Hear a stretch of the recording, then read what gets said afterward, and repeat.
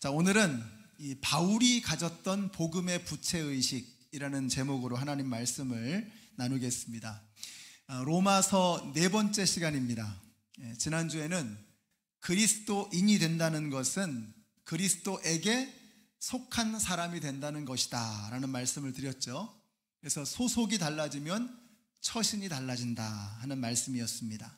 그래서 한 주 동안 딴 거 하지 말고 그냥 한 가지만 기억하자. 내 소속은 하나님의 나라다. 나는 그리스도에게 속한 자다. 요거 하나만 가지고 생각하고 살면 우리의 처신이 달라질 수밖에 없다라는 말씀을 드렸습니다. 여러분, 이 말씀을 배우고 기억하는 것으로 끝나면 안 되고, 말씀은 공부로 끝나면 안 되고, 삶으로 열매를 맺고 삶으로 마무리되어져야 하는 것입니다. 그래서 저는 이 로마서를 함께 나누면서 기도 제목이 뭐냐면, 하나님, 우리 성도님들이 말씀을 재미로 혹은 호기심의 충족으로 읽지 않게 하시고 이것을 살기 위해서 배우는 몸부림치는 처절한 그러한 믿음의 싸움이, 영적 전쟁이 되게 하여 주시옵소서, 이렇게 기도하고 있습니다. 이번 주도 여러분 배운 말씀을 작은 거라도 괜찮습니다. 생활 속에서 한번 실천해보고 살아보고, 그리고 일주일 동안 그렇게 씨름하다가 다시 만날 수 있게 되시기를 바랍니다. 지난주가 우리가 그리스도에게 속한 사람이라는 소속감을 가지고 살아야 한다라는 말씀이었다면, 오늘은 우리가 빚을 졌다라고 하는 이 부채의식을 가지고 살아야 한다라는 말씀입니다. 근데 바울이 바로 그랬어요. 오늘 본문이 이렇게 시작이 됩니다. 이렇게 끝이 납니다. 맨 마지막 절을 보시면, 나는 그리스 사람에게나 미개한 사람에게나 지혜가 있는 사람에게나 어리석은 사람에게나 다 빚을 진 사람입니다. 그러므로 나의 간절한 소원은 로마에 있는 여러분에게도 복음을 전하는 것입니다. 이렇게 말씀하고 있습니다. 복음의 빚을 졌기 때문에 로마에 가서 빚을 갚아야 한다는 겁니다. 근데 이게 이상한 거죠. 이게 생각해보면 진짜 이상한 겁니다. 왜냐하면 바울은 로마에 가본 적이 없어요. 로마 사람들에게, 로마에 있는 성도들에게 빚을 질 기회도 없었습니다. 아니, 그런데 내가 빚을 졌다는 거예요. 빚을 갚으러 가야겠다는 겁니다. 여러분, 우리가 빚을 지는 방법은 두 가지입니다. 제가 김 집사님한테 100불을 빌렸어요. 그러면 제가 100불 빚을 진 거죠. 이렇게 빚을 지는 방법이 있고, 또 하나는 누가 100불을 주고서 이거 김 집사님한테 좀 전해달라고 이렇게 부탁을 제가 받은 거예요. 그러면 제가 100불을 빚을 진 거죠. 바울의 경우는 이 두 번째입니다. By the way, 교회에서 돈 거래하면 안 되죠. 돈 뭐 주거니 받거니 이러는 건 안 되는 거예요. 예를 들자면 그렇다는 거죠. 바울의 경우는 바로 두 번째입니다. 그가 복음을 받은 거예요. 영원한 생명, 사망의 음침한 골짜기에서 몸부림치다가 죽어가다가 영생을 얻은 것입니다. 예수를 만나고 잃었던 생명을 찾고 광명을 얻고 예수님을 만나게 된 것입니다. 근데 이 복음의 부채의식이 바울에게는 너무나 컸기 때문에 오늘도 그리스 사람에게나 미개인에게나 지혜로운 사람에게나 어리석은 사람에게 내가 다 빚진 자라고 말씀하는 거예요. 바울은 이 부채의식을 가지고 살아갔다라고 하는 것입니다. 우리 모두도 바울과 똑같은 부채의식을 가지고 살아가야 합니다. 저는 빚진 적이 없는데요. 그렇지 않습니다. 여러분, 예수님의 생애를 다루고 있는 것이 복음서죠. 근데 그 복음서의 모든 복음서의 끝에는 이 부채의식에 대해서 우리에게 말씀하고 계세요.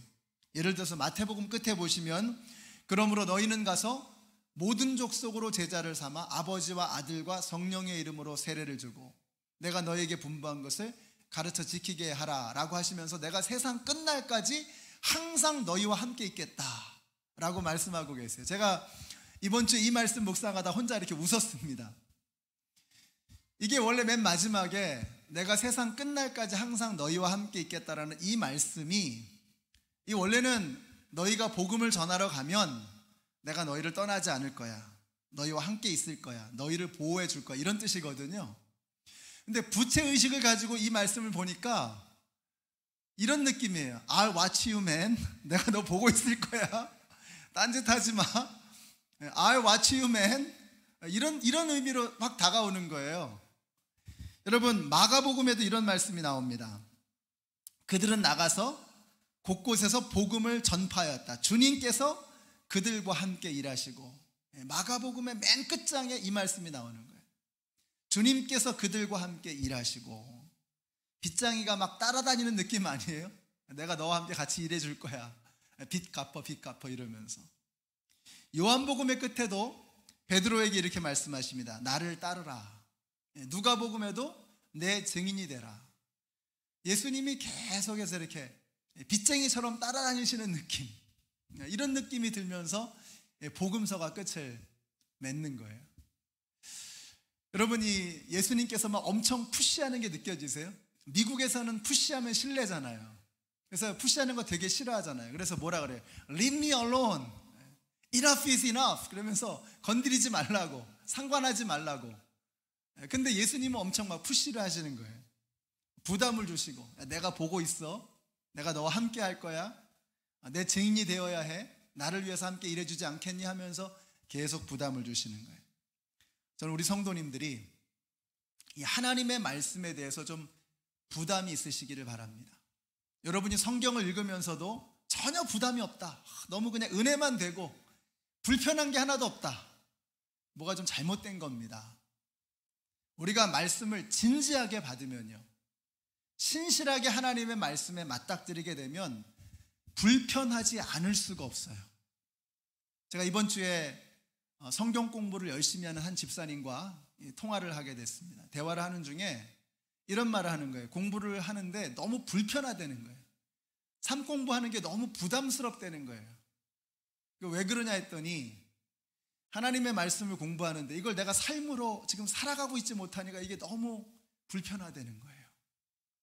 말씀은 계속 공부하는데 이걸 내가 삶으로 실천하고 있지 못한 내 자신의 모습을 보면서 너무 죄송스럽고 불편하다는 거죠. 야, 제가 그런 느낌을 확 받았어요. 성령님이 만져주고 계시는구나. 너무 감사했어요. 그래야죠. 우리가 하나님의 말씀을 받으면서 어떻게 희희낙낙하면서 아무렇지도 않게 하나님의 말씀을 들을 수 있겠습니까?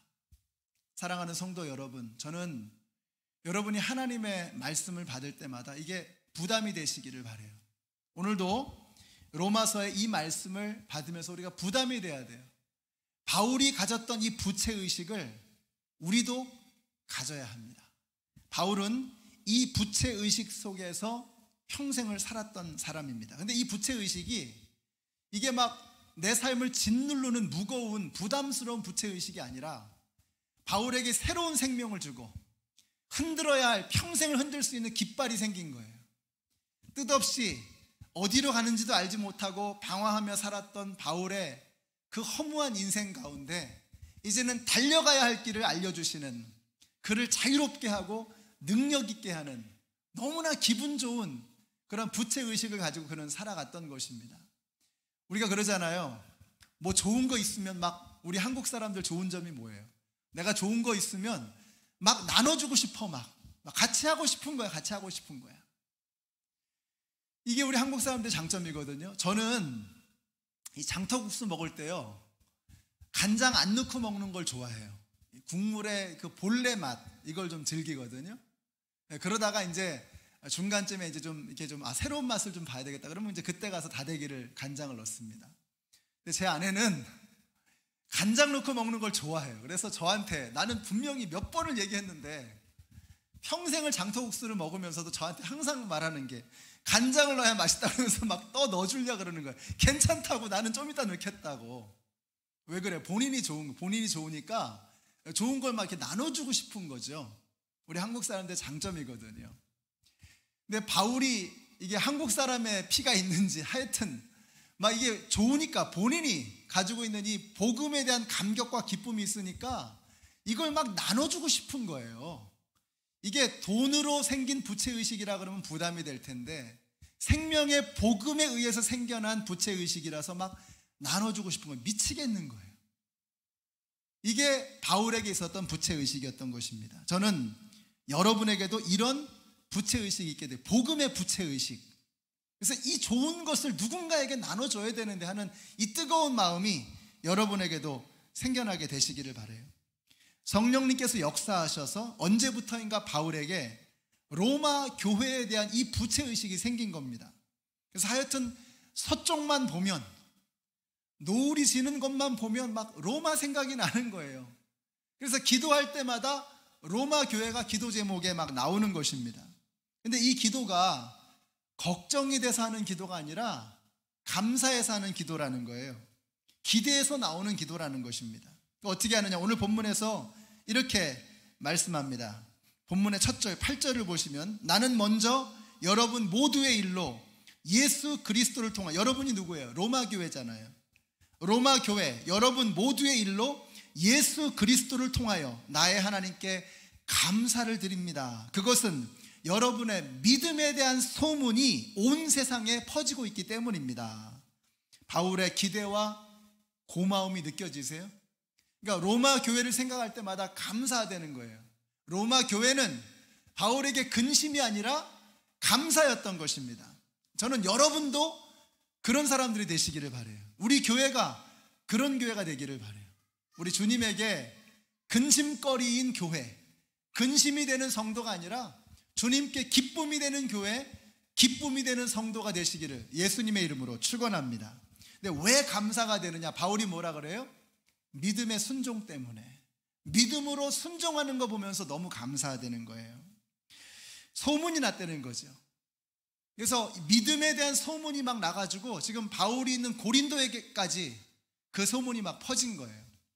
인터넷이나 신문이 있는 때가 아니잖아요. 그러면 소문은 뭘로 퍼지는 겁니까? 입소문이죠, 입소문. 본 것을 사람들의 입을 통해서 막 소문이 퍼져가지고 고린도에 있는 이오니아 해를 넘어서서 바다를 건너서 고린도에 있는 바울에게까지 이 소문이 들린 거예요. 복잡하게 어렵게 말할 것이 아니고 그들의 믿음 때문에 바울은 너무나 감사했던 것입니다. 그러면 믿음이라는 게 뭐냐? 믿음이 뭐냐면요, 1장 5절, 지난주 본문 1장 5절에 그 답이 있어요. 믿음이 뭐냐? 그것은 우리가 그 이름을 전하여 모든 민족이 믿고 순종하게 하려는 것입니다. 믿음이 뭐냐? 아주 심플한 거예요. 믿음은요, 순종하는 것입니다. 믿으면 순종하게 되어 있어요. 못 믿으면 순종 못합니다. 예를 들어서 오늘 일기예보에 이따가 오후에 소낙비가 온다고 일기예보가 떴어요. 그러면 피크닉 가려던 계획을 어떻게 돼요? 철회해야죠. 그런데 나는 일기예보 못 믿어. 요즘 하는 일기예보 보니까 도저히 못 믿겠다 하고서 피크닉을 강행하는 거예요. 왜 강행하느냐? 못 믿으니까. 일기예보가 안 믿어지면 굳이 캔슬할 필요가 없는 거죠. 근데 일기예보가 믿어지면 내가 피크닉을 캔슬하게 되는 거예요. 여러분, 믿으면 그 믿음에 맞는 행동이 순종으로 딸려오게 되어 있는 거예요. 로마 교회는 믿음의 순종이 있었다는 거예요. 믿고 순종했다는 것입니다. 저는 우리 연합장로교회 성도님들이 믿고 순종하는 그런 믿음을 갖게 되시기를 바라요. 우리 예수님이 뭐라고 말씀하셨어요? 용서하라는 거 아니에요. 70번씩 7번이라도 용서하라는 거 아니에요. 예수님 뭐라고 말씀하세요? 원수까지도 사랑하라는 거 아니에요. 그러니까 그 예수님의 말씀이 도대체가 이게 마음에 내키지 않아도, 도대체가 왜 그렇게 해야지 이해가 안 돼도 믿고 어떻게 하라는 거예요? 순종하라는 거예요. 그러면 어떻다는 거예요? 우리에게 좋다는 거죠. 왜 사랑해야 됩니까? 왜 용서해야 됩니까? 그게 우리에게 좋은 거예요. 그래야지만 우리가 미움과 갈등이라고 하는 그런 불행이라고 하는 감옥에서 자유로워지는 거예요. 내 마음속에 미움과 분노와 증오를 품고 살아가는 사람은 결단코 행복할 수 없어요. 우리 예수님께서 원수까지라도 사랑해버려, 70번씩 7번이라도 용서해버려 라고 말씀하시는 이유가 뭐예요? 그 명령을 듣는 우리를 위해서 하시는 말씀이에요. 그걸 믿고 순종하는 게, 이게 바로 진짜 믿음이라는 거죠. 오늘 이 예배 가운데 참여하시는 우리 모든 성도님들이 믿고 순종하는 분들이 되시기를 바라요. 그게 진짜 믿음이라는 것입니다. 그럼 오늘 본문과 관계해서 여러분에게 한 가지 여쭤보겠습니다. 자, 기도하면 하나님께서 반드시 들으시는 것을 믿으십니까? 믿으세요? 하나님께서 우리가 기도하면 반드시 들으신다. 자, 그러면 우리가 이게 믿어지면 어떻게 할까요? 기도하겠죠. 아, 목사님 이번 주에 제가 시간이 없어서 기도도 하나도 못했네요. 이런 말이 나올 수가 없겠죠. 왜요? 바빠서 기도할 수밖에 없는 거죠. 왜요? 기도하면 주님이 도와주시니까. 기도하기 전에는 내 일이었지만 기도하고 나면 어떻게 되는 거예요? 그때는 이제 하나님의 일이 돼버리는 거예요. 그래서 바빠서 기도하게 되는 거죠. 이게 명령이 아니라, 이게 부담이 아니라, 기도하면 하나님이 인볼브 되니까, 기도하면 하나님이 역사하기 시작하니까 기도하게 되는 거예요. 바울은 기도의 능력을 믿었습니다. 그래서 그는 사역할 때 기도하면서 사역했어요. 눈만 뜨면 기도하고, 그리고 기도하면 어떻게 되는 거예요? 아, 로마 생각이 또 나는 거야. 로마 생각이. 근데 우리는 왜 기도하다가 중단을 하게 될까? 왜 중단하게 되죠? 우리가 기도를 하면서 자꾸 디스커리지 되는 이유가 뭐예요? 응답받지 못한 기도 때문에 그래요. 기도했는데 응답이 안 되더라. 그러니까 어떤 생각이 들죠? 하나님이 그냥 나까지 것 같은 사람의 기도는 안 들으시나 봐. 너무 바쁘셔가지고 나 같은 거 기도 들으시겠어? 아니면 하나님의 실력은 그냥 저기까지는 몰라도 여기서 이 땅에선 너무 복잡해서 하나님의 실력이 여기까지 못 미칠 거야. 이런 생각들이죠. 응답받지 못한 기도는 우리로 하여금 자꾸 기도하지 않도록 만들어 버리는 거예요. 근데 우리가 믿어야 할 게 뭐냐면요, 우리가 기도하면 하나님은 반드시 들으신다는 겁니다. 그리고 하나님은 손이 짧아서 우리를 도와주지 못하시는 것이 아니고, 생각이 짧아서 우리의 어려움을 모르시는 게 아니고, 하나님에게는 어떤 우리가 알지 못하는 분명한 계획이 있다는 것입니다. 그래서 13절 보세요. 형제자매 여러분, 여러분은 이것을 아시기 바랍니다. 나는 여러분에게 가려고 여러 번 마음 먹었으나 뭐라는 거예요? 지금까지 길이 막혀서 뜻을 이루지 못했습니다. 바울이 하나님 저 로마에 가서 복음 전하게 해주세요. 그렇게 열심히 기도했는데, 여러 번 기도했는데, 기도할 때마다 로마 생각이 나고, 로마 생각날 때마다 주님 제가 거기 가서 복음 전하게 해주세요 간구했는데 어떻게 했다는 거예요? 하나님이 다 막으셨다는 거예요. 저는 이런 말씀 들으면 막 은혜가 되는 거예요. 야, 바울도 기도가 막히는구나. 바울도 기도했는데 응답이 안 될 수 있구나. 이게 얼마나 위로가 됩니까, 여러분? 생각해 보세요. 바울 같은 의인이 어디 있어요? 여러분, 의인의 간구에는 역사하는 힘이 많으니라. 믿으세요? 의인이 간구하면 놀라운 역사가 일어난다는 거예요. 그러나 의인이 간구한다고 해서 모든 기도가 다 응답되는 건 아닌 겁니다. 바울과 같은 의인이 어디 있냐고요. 바울과 같이 능력 있는 복음 사역자가 어디 있습니까? 그것도 바울이 지금 무슨 로마에 관광 가겠다는 게 아니잖아요. 목숨 걸고 복음 전하러 가겠다는 거 아니에요. 근데 하나님이 그 길을 막으시네. 이해가 되세요? 그렇게 능력 있는 사람이, 그 기도에 능력 있는 사람이 그렇게 의로운 마음을 가지고 의로운 일을 하려고 로마에 가겠다는데, 그런데 하나님이 그 길을 막으시는 거예요. 이해가 되세요? 이 이해가 안 되는 것을 믿는 게 믿음이라는 거예요. 바울은 이 믿음을 포기하지 않았다는 게 너무 멋있죠. 야, 주님, 제가 이렇게 목숨 걸고 로마를 위해서 가서 복음을 전하겠다는데 주님이 막으시는 거예요. 근데 바울은 포기하지 않고 계속 기도하는 거죠. 결국 로마에 가죠.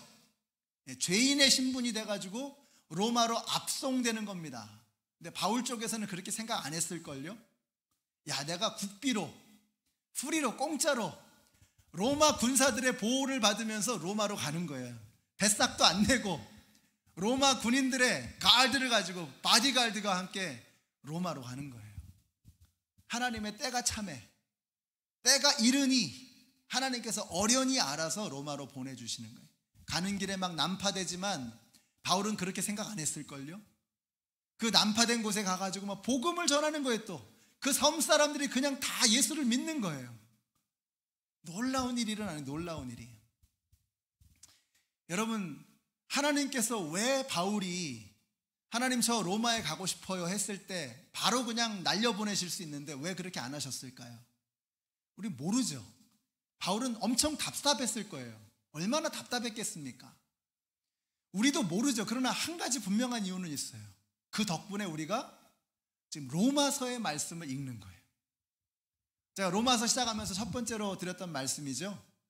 칼 바르트, 존 웨슬리, 켈빈, 마틴 루터, 어거스틴, 이런 모든 사람들이 다 로마서 때문에 뒤집어진 거 아니에요. 이 믿음에 걸출한 영웅들이 로마서를 읽고 뒤집어진 거 아니에요. 우리도 지금 이 로마서를 읽는 거 아니에요. 성경에 하나님의 진리를 가장 체계적으로 요목조목 잘 정리한 이 로마서는 언제 쓰여진 거예요? 바울의 기도가 막혔을 때. 바울의 기도가 막혀가지고 아무것도 할 수 없어서 고린도에서 발을 동동 구르고 있을 때, 그때 하나님께서 역사하셔서 바울로 하여금 로마서를 기록하게 한 거예요. 그러므로 사랑하는 성도 여러분, 여러분이 분명히 바른 의도를 가지고 하나님 앞에 뭐 죄 지은 것도 없는데 회개하고 주님의 마음으로 주님의 뜻이 이 땅에 이루어지기를 원합니다 하면서 기도하면서 뭔가를 간구하는데 기도에 응답이 없다. 그러면 기대하세요. 기대하세요. 하나님이 우리도 알지 못하는 신비한 일들을 지금 계획하고 계시는 것입니다. 여러분의 기도가 하나님의 뜻에 합당하다면 하나님의 시간에 하나님의 방법으로 반드시 이루어질 겁니다.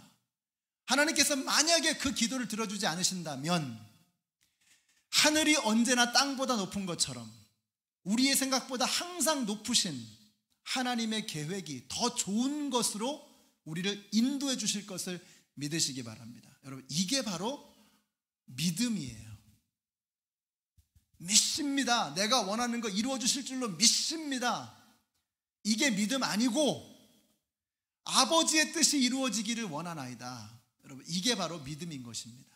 오늘 이 예배를 드리시는 우리 모든 성도님들, 제가 간절히 기도하는 것은 우리 성도님들에게 이 바울과 같은 이 진짜 믿음, 이 신실한 믿음, 내 뜻과 내 욕망과 내 계획을 믿는 것이 아니라 하나님의 섭리와 하나님의 그 높고 위대하심을 믿음으로 하나님께서 나를 가장 좋은 곳으로, 선한 곳으로 인도하신다라고 하는 이 확신을 가지고 이 믿음의 길을 걸어갈 수 있게 되시기를 우리 예수님의 이름으로 축원합니다.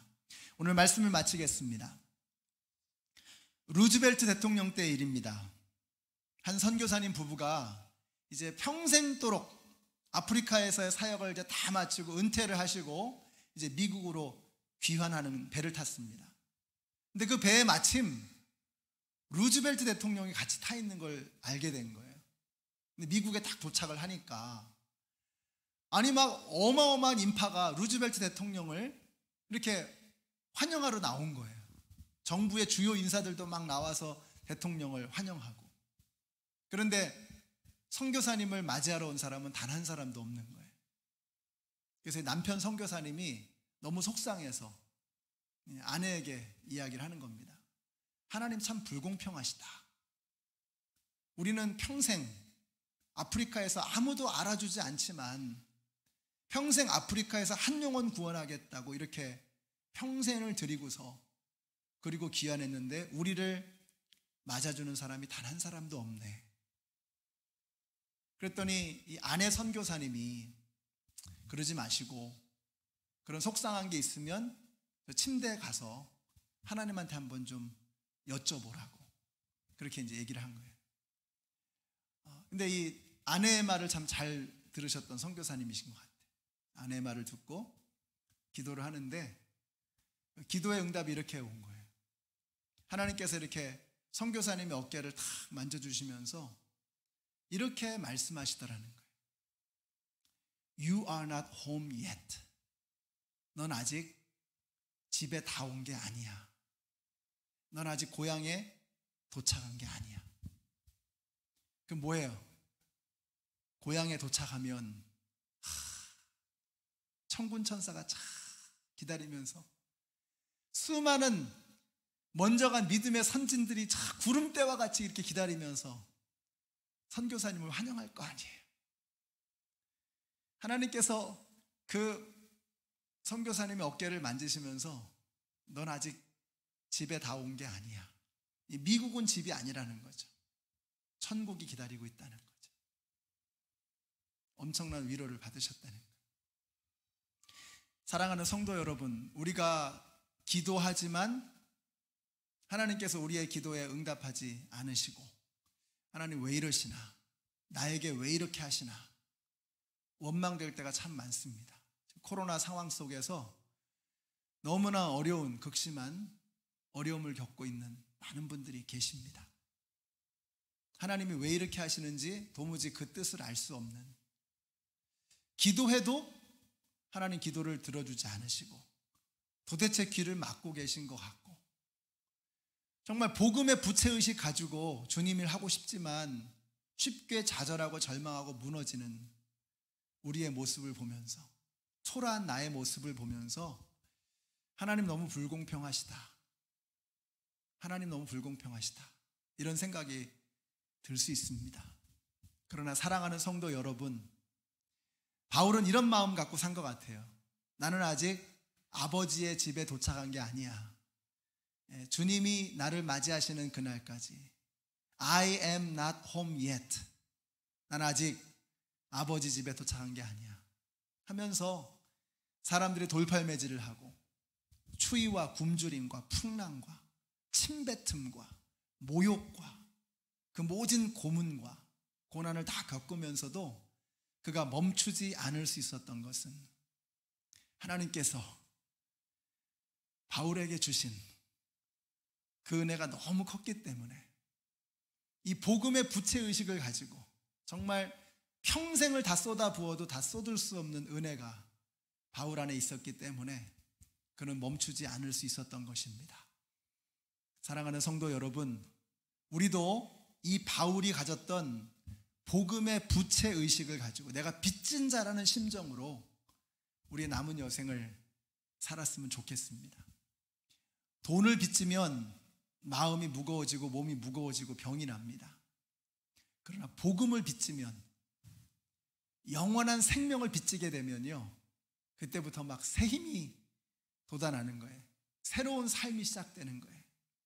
생명의 역사가 나타나는 거예요. 나를 통해서 하나님이 일하기 시작하는 것입니다.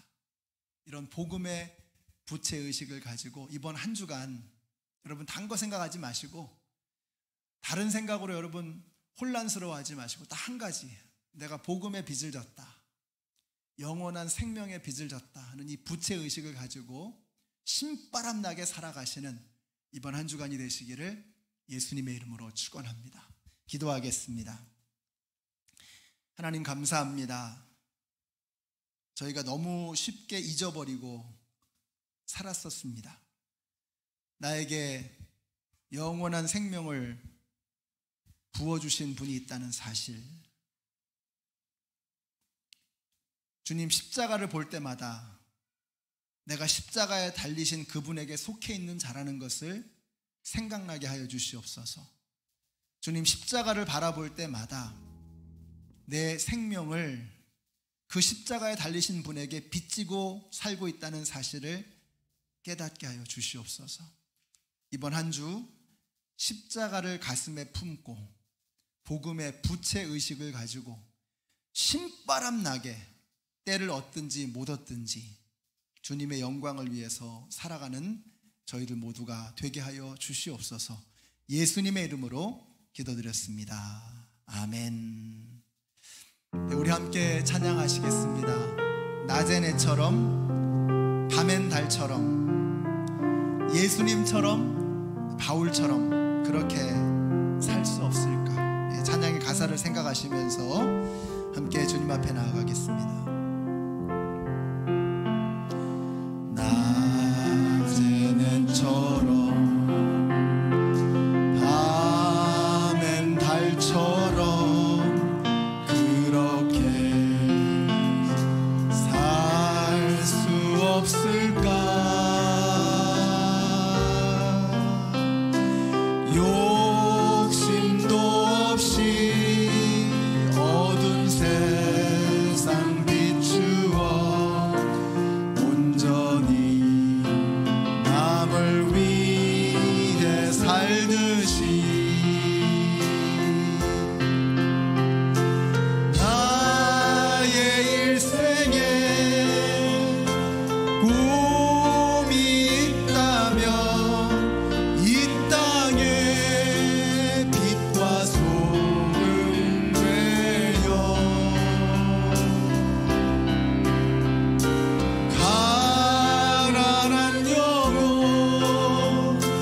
지친 영혼을 주님께 인도하고픈데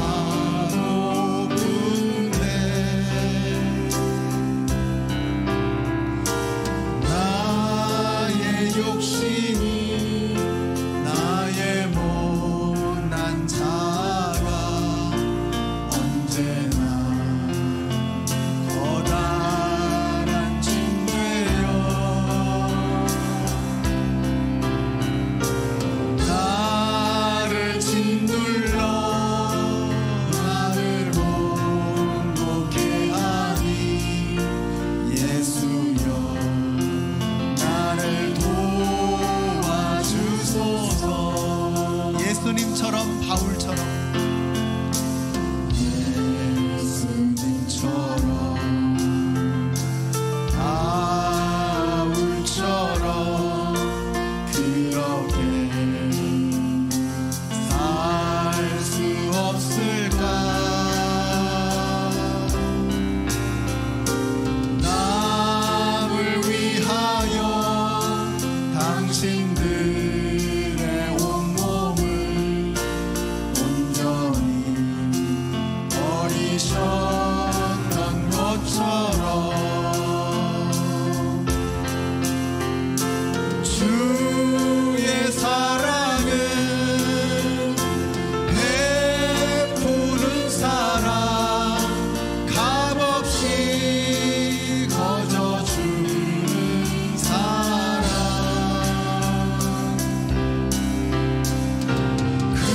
그러나 나는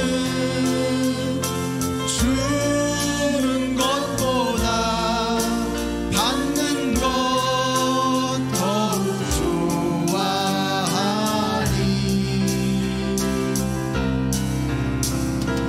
나의 입술은 주님 닮은 듯하나 내 마음 아직도 추하여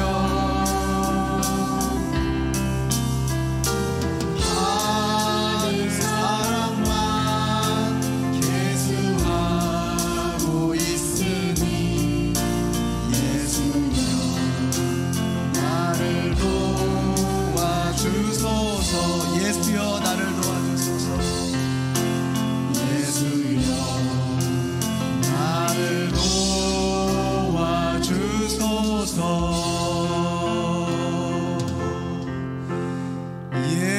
예수 어린 양 존귀한 이름 예수 어린 양 존귀한 이름. 다시 한번 고백할까요? 예수여 나를 도와주소서. 예수 어린 양 존귀한 이름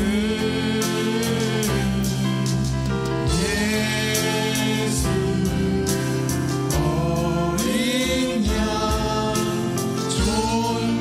존귀한 이름. 약할 때 강함 되시네 나의 보배가 되신 주 나의 모든 것 주 안에 있는 보물을 나는 포기할 수 없네 주 나의 모든 것 예수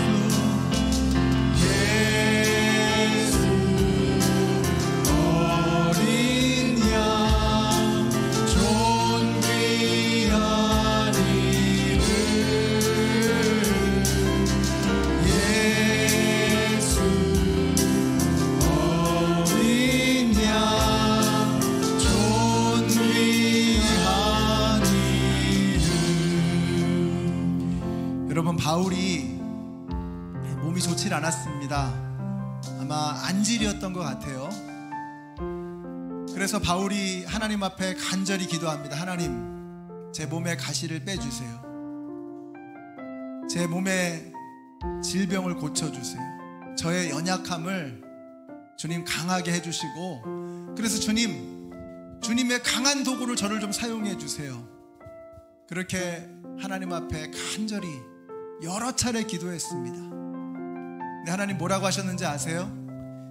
너에게 임한 나의 은혜가 족하다. 너에게 임한 나의 은혜가 족하다. 바울이 고백합니다.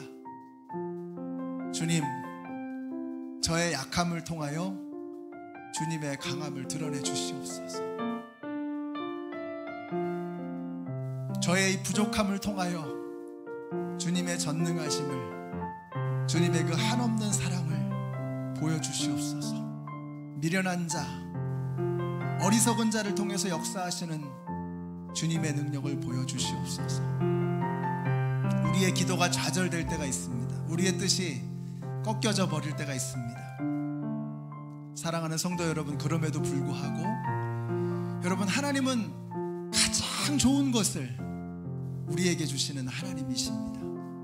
이 코로나의 어려운 상황 속에서 우리 한번 이 시간 기도하실 때, 하나님, 저는 이해가 안 되지만 그런 하나님의 가장 좋은 뜻이 이루어질 줄로 믿습니다.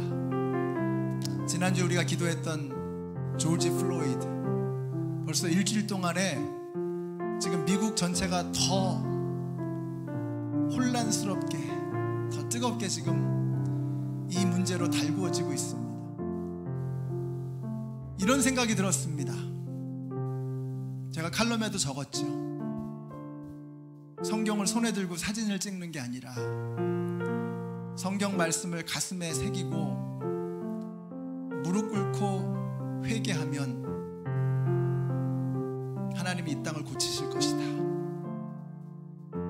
우리 그리스도인들이, 이 나라의 위정자들이 성경을 가슴에 품고 무릎을 꿇고 하나님 앞에 회개하면 이 나라는 하나님의 나라가 될 것이요, 이 땅 가운데 하나님의 뜻이, 그리스도의 계절이 임하게 될 줄로 믿습니다.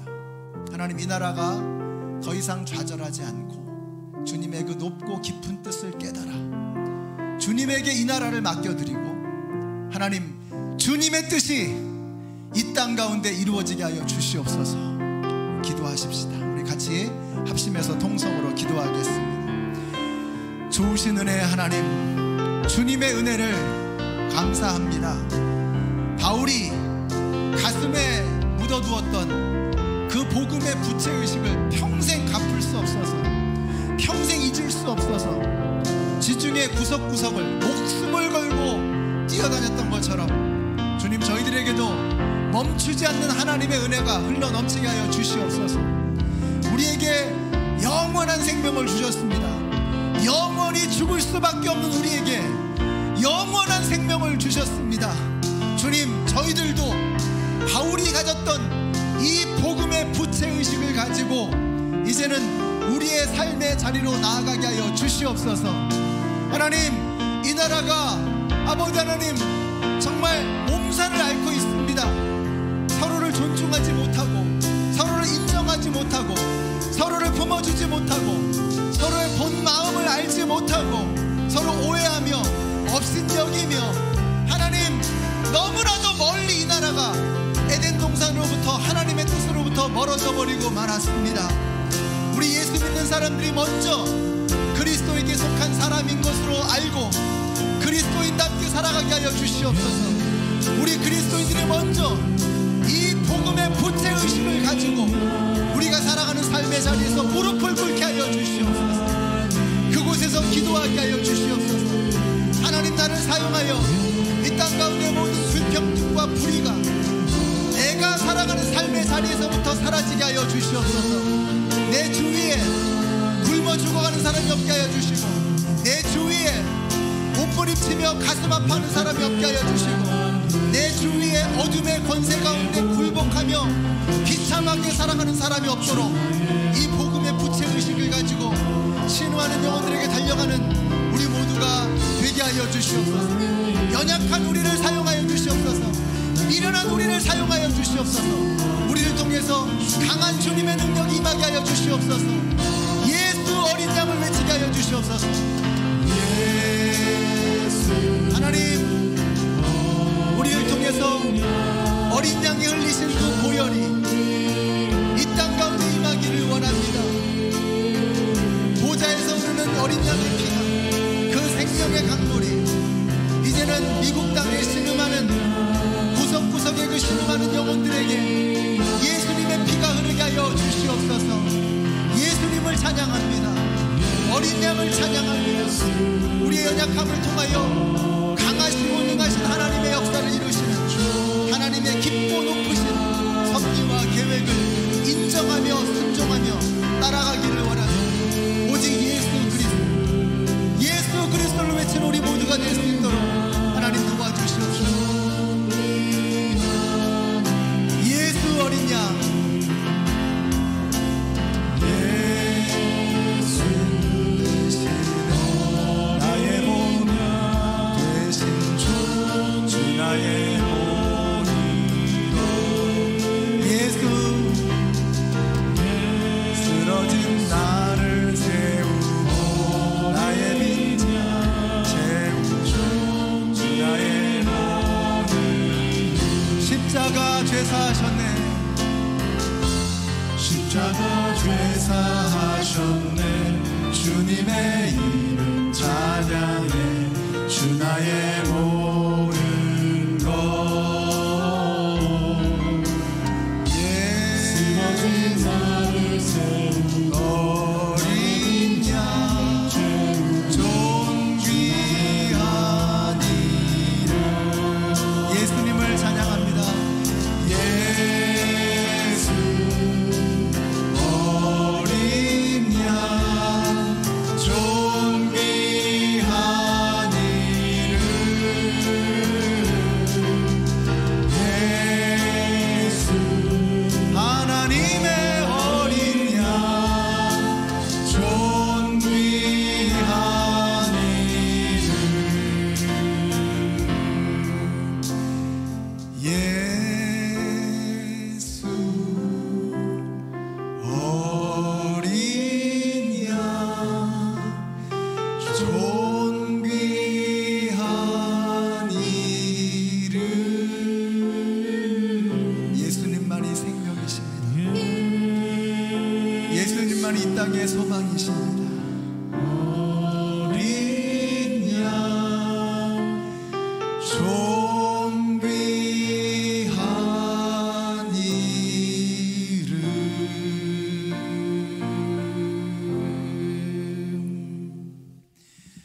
사랑의 하나님, 이 시간 주님의 은혜를 감사합니다. 이 미국 땅에 이렇게 어려운 일들이 일어나고 있는 것은 우리는 답답하고 이해할 수 없지만 이것을 통해서 이루시고자 하는 하나님의 큰 계획이 있음을 저희들은 믿습니다.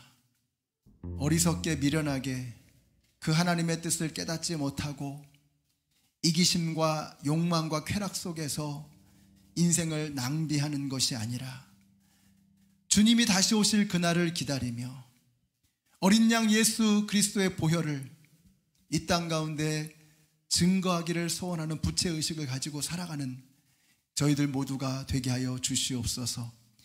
이제는 생명의 근원이 되시는 우리 주 예수 그리스도의 은혜와 한없는 사랑으로 우리에게 모든 것을 내어주신 하나님의 그 사랑하심과 성령님의 역사하심이 나를 위해서 죽으신 예수 그리스도에게 속한 자임을 깨닫고 이제는 이 복음의 부채의식, 영원한 생명으로 빚진 자임을 깨닫고 남은 여생을 힘차게 기쁨으로 담대하게 살아가기를 소원하는 하나님의 모든 백성들 머리 위에 이제로부터 영원토록 함께 하시기를 예수님의 이름으로 축원하옵나이다. 아멘.